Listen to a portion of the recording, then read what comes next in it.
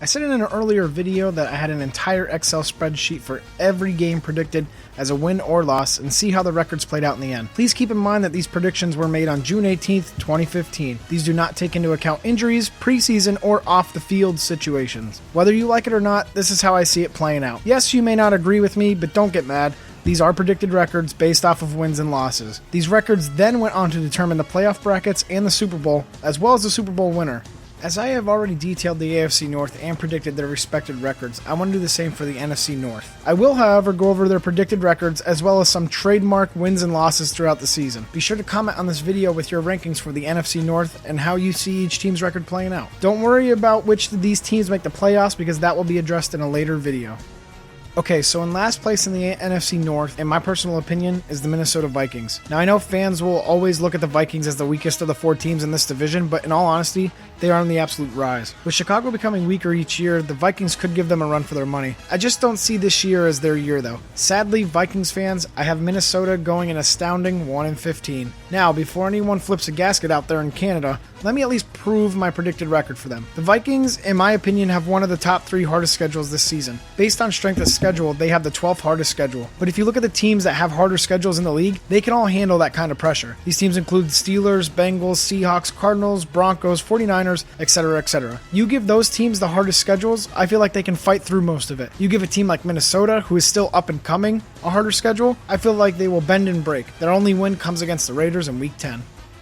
Now, I think fans can agree with me that in the top 3 teams in this division, there is one that is weaker in years prior than the other 2. Third place in the NFC North is happily taken by the Chicago Bears. Bears fans, I see your team going 6-10 this season. All of those 6 wins are against easier teams in the league, including Washington and Tampa Bay. The only tougher team that I see the Bears beating is the St. Louis Rams. The Rams are going to be this year's dark horse. There's not much I could say about the Bears, though. They added John Fox as their head coach from Denver, but how in the hell do you just trade away Brandon Marshall? Cutler to Marshall was one of the top QB wide receiver duos in the league in the last 3 years. The one sparkle that I see on this team, and I'm actually upset that the Bears made a move to get him, is the addition of Jacquizz Rodgers. Rodgers made an impact for the Falcons the past few years, backing up Steven Jackson, and now he will see quite a few touches for the Bears. He just won't see more than 6 wins this season.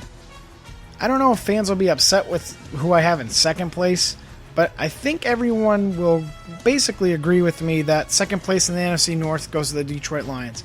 Hell yeah, Lions fans. Rejoice in the fact that you took second in the NFC North, but don't get mad at me when I say that your team goes 8-8. The Lions are always that one team, much like Atlanta, that can do what it takes to win big games but lose easier ones. And if they make it the playoffs, it's usually one and done for them. I could say this, though. You guys should feel proud of your team.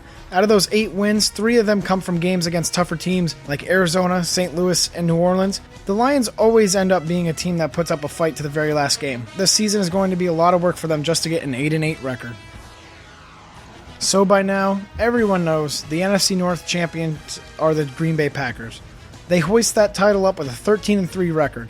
There's no need to say it, but the Packers are the NFC's frontrunner for Super Bowl contender. They absolutely demolish teams. Their offense is spot on, and I feel like they are just a few more moves from having an incredible defense once again. Aaron Rodgers just needs to remain healthy the entire season, and they're good to go. Eddie Lacy helps tremendously too. Having an amazing quarterback and a workhorse of a running back really accelerates this team's offense to the next level. The only 3 losses I see in Green Bay's record come against Seattle in Week 2, Denver in Week 8, and Arizona in Week 16.